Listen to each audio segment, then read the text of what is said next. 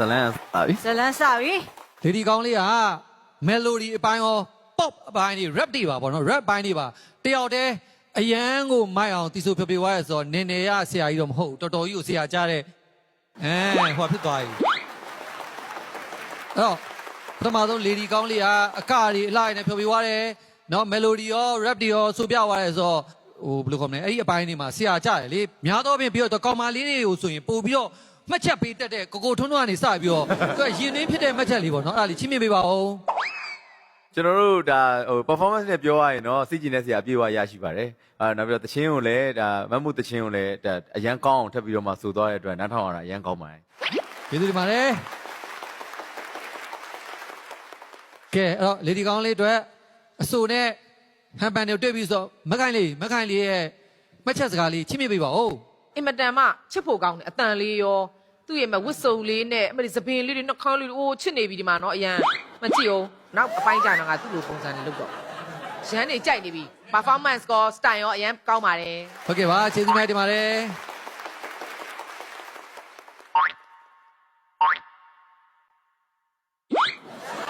အေးဒီနဲ့ကဆစတူနေတယ်လို့နော်အင်ကြီးလေးရော အခန်းများလား ဒီကပို့တော့တယ်ကဲအဲ့တော့ညီမလေးရဲ့မှတ်ချက်စကားလေးသူ့ရဲ့အဆိုအကအလှပတွေပေါ်မှာညီမလေးရဲ့မှတ်ချက်စကားလေးချင်းမြင်ပေးပါဦး လေဒီကောင်းလေးအရန်လက်ချစ်စရာကောင်းတယ်တချင်းဆိုရလဲနော် तू ကအမလေးမျိုးစုံအတန်တွေကိုမျိုးစုံ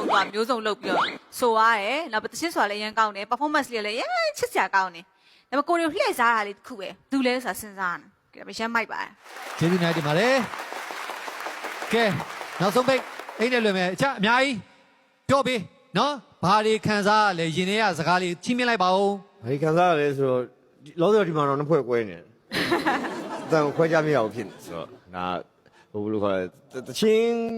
ဆိုတာကိုလည်းကျွမ်းကျင်တာတဲ့ကွာမှန်းအခက်အောင်တော့ဆူတတ်တယ်နောက်ပြီးတော့ခုနလုပ်သွားတဲ့ performance လေးချစ်စရာကောင်းပါတယ်နိုင်ပါတယ် ကဲဟုတ်ပါပြီ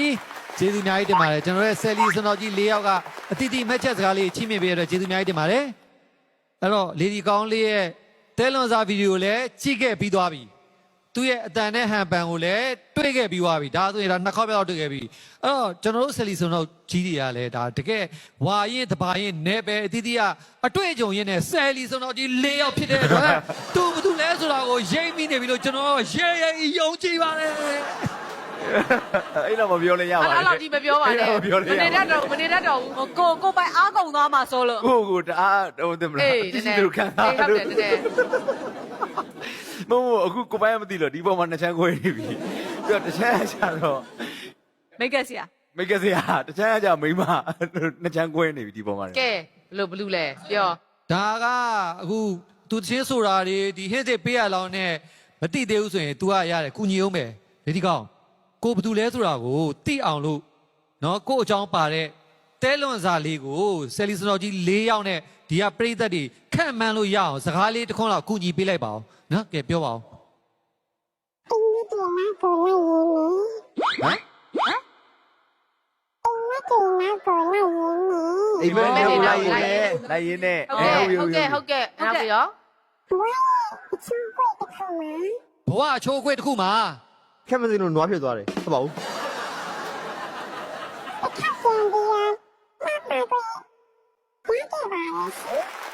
ထောက်ပြန်ပြီးတော့လှပခွင့်ရခဲ့ပါတယ်ရှင် ဒါဆို तू ကဒုတိယအကြိမ်ဝင်တာပေါ့လူပညာလောက ဒါကသူ့ရဲ့ဟင်းဒါအမှန်နေပေးနေတာဒါမလိမ့်ဘူး ဟိုသူပြောရင်လက်ခံတယ်ကိုပိုင်ပြောရင်လက်မခံဘူး ဟုတ်တယ် အရန်မပြောနဲ့ယုံတော့ အဲ့လိုပြောလိုက်ရင်လက်မခံဘူး ဟုတ်တယ် အဲ့လိုကြားရဝင်ထောက်ခံလိုက်မယုံတော့ သူ ဘူး ပြောနေတာလက်ခံချင်တဲ့အချိန်မှာမပိုင်ပြောလိုက်တယ်မှာတော့လက်မခံချင်ဖြစ် ကျွန် ပေါ် တော်ကလက်မခံနိုင်ဘူး ခုနကငါပြောရကွာဆယ်လီစတော်ကြီး၄ယောက်ကိုယုံကြည်တယ်ဘာညာဆိုတော့ကိုယ့်ဘက်ကပြောရလဲမင်းတို့မဟုတ်ပြောဘူးကဲအခု तू ကမှန်တယ်လို့ပြောတော့လဲမင်းကငါပြောတာလက်မခံဘူးကဲမင်းလက်မခံကြည့် ရတယ် ဘာလို့လဲကဲအဲ့တော့ဟုတ်ပြီသူပြောတာကိုလည်းကိုကအမှန်လို့ပြောတဲ့ဟာကိုလည်းလက်မခံဘူးဆိုရင်ကိုသိကျင်တဲ့ဟာတွေကို2မိနစ်မေးချင်တာမေးတော့ဟုတ်ပြီလားအဲ့ဒီအစီအစဉ်လုပ်ပေးမယ် မေးငိုင်းစားပြီ 2မိနစ်အတွင်းမှာ तू ပေါ်အောင် तू ဘာလို့လဲဆိုတော့ပေါ်အောင်တိတိကျကျနဲ့ဒရဇက်မေးပေးအဲ့လိုပဲเนาะထိမိတဲ့မေးခွန်းတွေမေးမှ तू ကလည်းဒီကနှုတ်ကနေပြီးတော့ဟုတ်ရင်ဟုတ်တယ်မဟုတ်ရင်မဟုတ်ဘူးဟုတ်လည်းမဟုတ်ဘူးအဲ့လိုပြန်ဖြေလို့ရမှာเนาะအဲ့တော့ကျွန်တော်တို့ဆယ်လီစတော်ကြီး၄ယောက်အစင်းသင်းဖြစ်ပြီလား ဖြစ်ပါပြီ ရမ်းဖြစ်နေပြီ လေဒီကောင်းလေးရောအစင်းသင်းဖြစ်ပြီလားကဲဖြစ်ပြီဆိုရင်တိုင်မင်2မိနစ်စပြီးတော့မှတ်ပြီဗျာ ကျွန်တော်မေးမယ်နော်ဟိုလေလေဒီကောင်းလေးမှန်တိုင်းတော့ဒီတစ်ခုလိုမှန်တိုင်းဖြစ်ပြီနော်ကျန်တာလေးလိမ်လို့ရတယ်သိလားလေဒီကောင်းလေးကလေဟိုနုံညစ်ပြီးတောက်လို့ရတဲ့နွားလေးလားနုံညစ်ပြီးတောက်လို့မရတဲ့နွားလေးလား ဟမ်ဟုတ်လေ ဟုတ်ပါဘူးစိတ်မဆိုးရနဲ့ဒီဘက်ကဆုံးဖြတ်ရတာသိခက်နေလို့ပါ အဲ့ဒါစိတ်ဆိုးသွားပြီဟုတ်စိတ်ဆိုးသွားပြီ လေဒီကောင်းရဲ့အောင်မြင်မှုကဘာလဲဟိုမှာအဆိုလားတေးဥဆောင်လား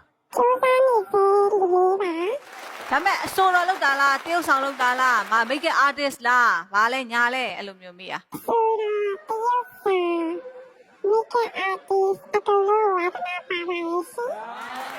လေဒီကောင်းလေးဟိုပြီးခဲ့တဲ့လေ Holy Night တုန်းကလေလေဒီကောင်းကလေအဆိုတော်တယောက်ဘေးမှာလေအဆိုတော်တောင်တောင်ကိုရန်နေကနေကြတာဟုတ်တယ်မလားဟုတ်ပါတယ်တို့နဲ့တို့သမီးနှစ်ယောက်စလုံးမိတ်ကလိမ့်ပေးတယ်လေဟုတ်တယ်မလား ဟုတ်လားအရန်ကရဲ့တယောက်လား ငြိမ်သွားပြီငြိမ်သွားပြီ ဟောမိတ်ကလေးပဲဆိုအမဟောမိတ်က artist ဆိုတတ်မှတ်ချင်တာ ဟုတ်တယ်ဟုတ်တယ်မလားမှန်တိုင်းဖြစ်လေဟုတ်တယ်မဟုတ်ပြောလိုက်လေတို့နဲ့သမီးလေးနှစ်ယောက်စလုံးမိတ်ကလိမ့်ပေးဘူးတယ်ဟုတ်တယ်မလားမညာရဘူးနော် ဟုတ်ပါဘူးတမျိုးကြီးပဲ ဟုတ်ပါဘူးရှုပ်ပါဘူးနင်းထင်တယ်လို့မဟုတ်ပါဘူး အချီရေးမှာနည်းနည်းဂျိုပေါက်နေတဲ့တယောက်ပဲ ဘလို့အခြေမှာဂျိုပေါက်တာလဲ ဟုတ်လေအစင်မပြေဘူးအချစ်ကန်ခီတယ်ပေါ့ကွယ်ဟဲ့ဟလား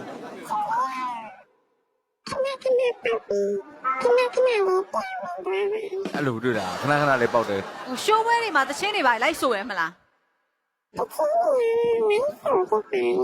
အဲ့ဆိုရင်ဘယ်လိုတချင်းမျိုးတွေကြိုက်တာလဲအဆွေးတချင်းလားအပျော်တချင်းလားဘယ်လိုမျိုးတွေကြိုက်တာလဲ ဘယ်လိုတချင်းပေါ်မျိုးစားတွေကိုကြိုက်တာလဲဟုတ် အာ အေးလေဒီကောင်းကလေတောရက်ဆိုင်လားတောရက် ဟမ် chorus ပါဟဲ့လေဒီကောင်းလေးဒီငကက်ကဘာလို့ဒီဘက်မှာအများကြီးဖြစ်နေတာ ဟိုဘက်ကတည်းကပြုတ်ချသွားတာပဲဘယ်တန်းချက်ချက်ကမှမဟုတ် အဲ့ဒါဆိုအထဲမှာတကယ်နားအပေါက်တွေအများကြီးပဲလား ဒီမှာတကွင်းပဲရှိတယ် လေဒီကောင်းလေးကရန်ကုန်ကလာမန်းလေးရလား ရှင်းဘယ်อ่ะ ရန်ကုန်ကဟောလာဘာပဲလေပညာရေးတက္ကသိုလ်လေ့ကျင့်ရေးကျောင်းဟလားဟာဟုတ်ပြီကွာ PDC ရောကွာ ဟဲ့လား အာ အဆိုတော့လားဟိုလေတထက်ကလေးနဲ့တထက်လေးပါတဲ့အဆိုတော့လားပြီးခဲ့တဲ့ခါခီးသွားတော့ကလေလမ်းမှာလေးတွေ့လိုက်တယ်လေမဟုတ်စင်းစားတော့လေအဲ့တယောက်လား 10မိနစ်ကျော်ပါပြီနော်အချိန်10မိနစ်ကျော်ပါပြီ10မိနစ်ပဲကျန်တော့တယ် လေဒီကောင်းလေးရဲ့အဖေမှာအဲ့လိုတက်တူးတွေပါအများကြီးရှိရတာရုပ်ဒီအများကြီးရှိတဲ့တယောက်လားဟုတ်လားကိုဖေကတော့မကြည့်မိဘူးလား လေဒီကောင်းလေး season 2တော့ကလေလေဒီကောင်းလေးရဲ့ best man ပါသွားတယ်ဟုတ်တယ်မလား season 2တော့ကလေဟုတ်တယ်မလားမနိုင်ပြောင်းမညာနဲ့ 10စက္ကန့် ဒီကတော့ခွေတခွေထွက်ဘူးလေဟုတ်တယ်မလားမညာပါနဲ့တောင်းပါပါတယ်မညာပါနဲ့ မြင်ပြောလိုက်ကြည့်နေမြိုင်ဟုတ်လို့လား ဟုတ်တယ်ဒီကတော့ခွေတခွေ အဲ့ဒါဆိုရင်လေဒီကောင်းလေးကဒီလိုမျိုးအရွယ်နဲ့မလိုက်အသက်ကတော့ကြီးနေပြီပေါ့ကွာဒါပေမဲ့အရွယ်လေးကတော့အဲ့လိုမျိုးတို့လိုပေါ့အသက်ကြီးပြီးတော့တနေရလို့လား တက်ကြည့်ဘူးလား အသက်ကြီးဘူးပေါ့ဟုတ်ပါဘူးဘလို့အသက်ကြီးပြီးနုနေတာဟုတ်တယ်မလားအသက်ကတော့ကြီးပြီမလားအဲ့ဒါဆိုတို့နဲ့ရုပ်ရှင်တွေတူတူရိုက်ဖူးတယ်မလားအဲ့ဒါဆိုလို့ရှင်ငါခွန်းလေးလား ဟိုကလေ harmony ဖွဲ့နေနဲ့တူ harmony တွေလိုက်ဆိုရဟုတ်တယ်မလားအခု Facebook နဲ့ TikTok ကိုဘယ်ဟာပို့သုံးတာလဲ ရုပ်ရှင်ရိုက်တာနဲ့သချင်းဆိုတာဘယ်ဟာပူဝါသနာပါလဲ အတန်ဝင်နေရမလားအခု အ လော တန် လောဆ ဝ ယ် င်နေတာမဟုတ်ဖြက်ပြောနေတာလား ဟုတ်လောလောဆယ်လူဘွားမှာအတန်ဝင်နေရမလား လူဘုံ ဟုတ်လေလူဘွားဆိုတာအခုဒီနွားဘွားမဟုတ် အိုင်တီသွားပြီ အပြင်ကလူဘွားမှာခဏလေး ဟုတ်ဘူးလေသူရဲ့ original လူကအတန်ဝင်နေလားဟမ်အဲ့လိုပြောပါဘယ်နဲ့လူဘွားမှာမင်းဘွားချင်းမချပါဘူးကွာမင်းရတယ် ခဏလေးဖြေးပါသေးဟုတ်တယ်မလားအတန်ဝင်နေရမလားအေးကြီးပြက်လို့အတန်ဝင်တာဟုတ်တယ်မလား ဒီမှာ lady ကောင်းလေးမှာလေညီမ3ယောက်ရှိတာဒါပေမဲ့2ယောက်ကအဆိုတော့ဟုတ်လား လေဒီကတနာစရာလေးဟုတ်ဆိုတာဖြေမပြည့်သေးဘူးလားသိကျင်လာတယ် lady ကောင်းလေးမှာသမီးလေး2ယောက်ရှိရဟုတ်လား ဩ तू တော့အသက်ကငယ်ငယ်လေးပါဆိုမှသမီးရှိမယ် ကဲဟုတ်ကဲ့ပါ2မိနစ်ပြည့်သွားပါပြီတော်တော်ကြာသွားပြီ2မိနစ်ပြည့်သွားတာဒါပေမဲ့ဒီဘာများမေးမလဲဆိုစောင့်နေတခုမေးပြီးတော့ငါ မေးပြီးပါပြီ အေးတခုမေးလိုက်လို့လေ ပြောတယ်ဒီဘိုင်မင်းမလည်းမသိဘူးသိသေးဘူးလား အေးလေအမ ကဲအခုကမေးပြီးသွားပြီပေါ့လေညီမလေးတို့ပြောစရာပြောပြီးသွားပြီဆိုရင်